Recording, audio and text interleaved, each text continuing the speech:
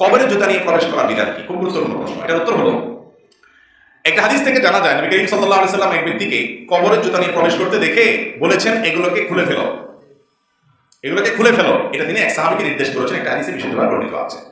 আবার অন্য হাদিসে আসছে নবী করিম সাল্লাল্লাহু আলাইহি ওয়াসাল্লাম বলেছেন, ইদা উযিআ আল আবদু ফি কবরিহি ওয়া তাওয়াল্লা আনহু আসহাবুহু ইয়াসমাউ আসওয়াতান আলাইহিম আও কামা ক্বালা আলাইহিস সালাতু ওয়াস সালাম। কোন মানুষকে যখন কবরে রাখা হয়, রাখার পর যারা কবরে রাখছে তাকে দাফন করার পর, মাটি দেওয়ার পর তারা যখন চলে যায়, তো কবরে শায়িত মুর্দাটা তাদের চলে যাওয়ার সময় জুতার আওয়াজটা পর্যন্ত শুনতে পায়।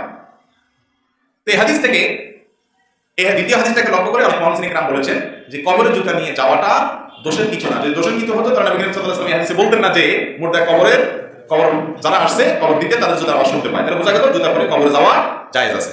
এটাই বিশুদ্ধতর মত যে কবরে জুতা নিয়ে যাওয়া এটা গুনাহের কথা না, জায়েজ আছে। কিন্তু জমহুর উলামা ইকরাম বলেন যে কবরে জুতা ছাড়া যাওয়াটা হলো উত্তম, সুন্নাতের খেলাফ হবে আপনি যদি জুতা নিয়ে যান। কারণ হলো ওই যে সাহাবীকে রাসূল আকরাম সাল্লাল্লাহু আলাইহি ওয়াসাল্লাম খুলে ফেলতে বলেছেন, বুঝতে পেরেছেন? আবার এর বিপরীত মত আছে। তার মানে অনেক উলামা ইকরাম বলেন আপনি কবরে জুতা নিয়ে যেতে পারেন, কোনো অসুবিধা নেই।